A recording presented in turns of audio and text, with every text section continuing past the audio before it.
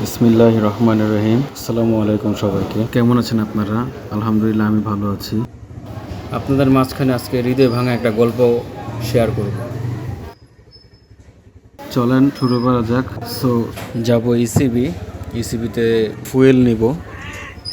আর fuel pump আমার আশেপাশেও আছে, ওইখানের ফুয়েলগুলো ভালো না।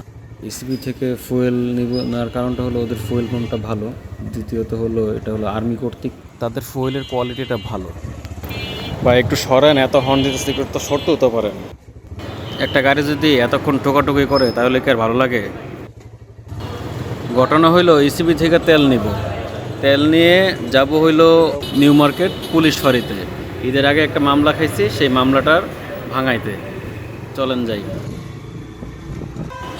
আপনারা অবশ্যই মোড় ঘোরার সময় ডানে বামে দেখে নেবেন, কারণ যেহেতু হাইওয়েতে উঠতেছি, হাইওয়েতে ওঠার সময় পিছন থেকে কোনো বাস এসে ধাক্কা দিল কি না, নিজের সেফটিটা আগে, নিজের জীবনটা আগে, তারপর হলো আপনার সব কিছু। যেতে যেতে হঠাৎ করে চোখে পড়লো রাস্তার মাঝখানে একদল একটা গাড়িকে আটকায় গাড়ি ড্রাইভারের সাথে মারামারি করতেছে। এটা অ্যাকচুয়ালি হয় না, কারণ দেখা যায় রাস্তাঘাটে আমরা চলাফেরা করি, তাদের একটা চাহিদা থাকে, ঠিক আছে, সেটা ভালো কথা। কিন্তু যে এইভাবে রাস্তার মাঝখানে গাড়ি আটকে তারা চাঁদা আদায় করবে, সেটা তো মেনে নেওয়া অ্যাকচুয়ালি ঠিক না। অনেকে দেখা যায় যে মালিক ভিত্তিক গাড়ি চালায় কিংবা বেতনে গাড়ি চালায়, তাদেরকে তো ওরকমভাবে আটকে টাকা পয়সা নেওয়া ঠিক না। তার ভিতরে উবার যে রাইডারগুলো, তাদেরকে এইভাবে রাস্তার মাঝখানে আটকে যানজট বাধায় দিয়ে রাস্তার মাঝখান থেকে চাঁদা আদায় করবে, সেটা তো হয় না। তবে আমি গাড়ির ড্রাইভার ভাইদের একটা কথাই বলবো, এইসব ব্যাপার থেকে এড়িয়ে চলবেন। 5-10 টাকা 20 টাকা যাই থাকে আপনার পকেটে দিয়ে তাদেরকে এড়াই দিবেন। তাদের সাথে তর্ক বিতর্ক যাওয়ার কোনো প্রশ্নই ওঠে না, কারণ তাদের মাইন্ড সেট আপটাই অন্যরকম। আপনার মাইন্ড সেট আপ আর তাদের মাইন্ড সেট আপ কিন্তু একসাথে মিলবে না। যাই হোক, আজকের ওয়েদারটা কিন্তু খুব সুন্দর। আকাশে মেঘলাও আছে কিন্তু বৃষ্টি পড়ছে না, রোদও নেই, কিন্তু ওয়েদারটা মাশাআল্লাহ খুব সুন্দর, আলহামদুলিল্লাহ। এরকম ওয়েদারটা থাকাটাই ভালো। অতিরিক্ত তীব্র গরমেও কিন্তু মানুষের ভালো লাগে না, বাইক রাইডিং করতে অসুবিধা হয়, প্রচণ্ড পরিমাণে মাথা ব্যথা হয়। ওয়েদারটা যেহেতু আজকে ভালো, রাইড করেও ভালো লাগতেছে। ফুয়েল পাম্প থেকে ফুয়েলটা নিই, তারপর সেই ঘটনাটা বলতেছি। জীবনে এরকম মর্মান্তিক ঘটনা কারোর সাথে ঘটেছে কি না সেটা অ্যাকচুয়ালি আমার জানা নেই। দেখতে দেখতে ফুয়েল পাম্পে চলে আসলাম। চলেন এখন তেল নেওয়ার পালা। বাংলাদেশে তেল সংকটের পর এই প্রথমবার ইসিবিতে আসলাম, এরকম ফাঁকা দেখা গেল। মোটামুটি তারপরও 10-12টা বাইকের মতো ছিল, তারাও তেল নিচ্ছে, আমরাও সিরিয়াল ধরে একটু তেল নিলাম। তেল নিয়ে শেষে ক্যামেরাটা আর চালু করিনি, ওইভাবেই আমি চলে এসেছি। চলুন ঘটনাটা শুরু করা যাক। ঘটনাটা হলো, আমি গত ঈদের আগে একটা মামলা খেয়েছিলাম 2000 টাকা। কারণ এখান থেকে ওইখান পর্যন্ত গেছে, আমার হাতে হেলমেটটা ছিল, জ্যামের ভিতর ট্রাফিক আমাকে আটকিয়ে 2000 টাকার মামলা দিয়ে দিল। তো ওই মামলাটা আমি ঈদের আগেই টাকা পেমেন্ট করে দিয়েছি অনলাইনে। এখন 10 তারিখ পর্যন্ত আমার মেয়াদ ছিল, আজকে 14 তারিখ।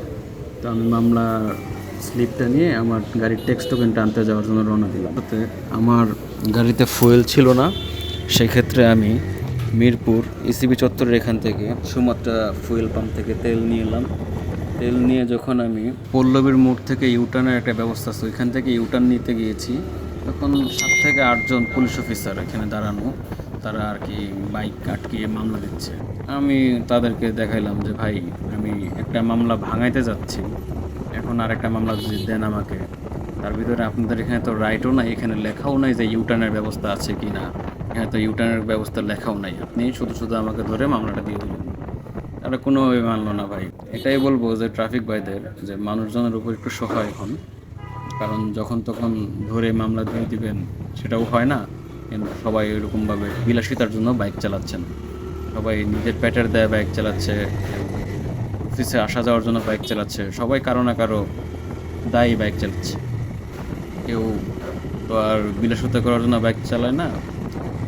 আর সবচেয়ে বড় কথা হলো, 2 চাকাটা হলো বিলাসিতার জিনিস না, 2 চাকা হলো মানুষের প্রয়োজনীয় জিনিস, শর্টকাট এবং সময় বাঁচানোর জন্য এই 2 চাকাটা সবাই ব্যবহার করে।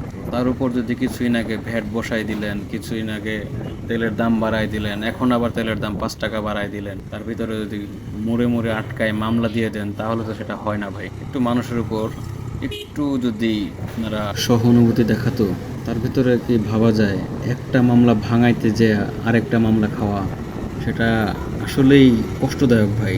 যে এরকম আমার মতো সিচুয়েশনে পড়েছেন তারাই বলতে পারবেন যে এটার কষ্টটা কতটুকু। যাই হোক ভাই, আমার কথায় ভুল ত্রুটি হতে পারে, এগুলো বিবেচনা করে আমাকে ক্ষমা করবেন আপনারা। আর আপনারা একটাবার চিন্তা করবেন সেটা কি ঠিক হলো কি না। আর অবশ্যই আমার বাইকার ভাইদের বলবো একটু সাবধানের সহিত চালাবেন, কারণ জায়গায় জায়গায় পুলিশ এরকম চেকপোস্ট লাগিয়ে আমাদের মামলা দিচ্ছে। ভিডিওটা ভালো লাগলে অবশ্যই লাইক, কমেন্ট এবং শেয়ার করবেন। আপনাদের ক্ষুদ্র ক্ষুদ্র ভালোবাসায় আমরা অনুপ্রেরিত হই। সবাইকে ধন্যবাদ ভিডিওটা দেখার জন্য। দেখা হচ্ছে পরবর্তী ভিডিওতে। আসসালামু আলাইকুম রহমতুল্লাহ।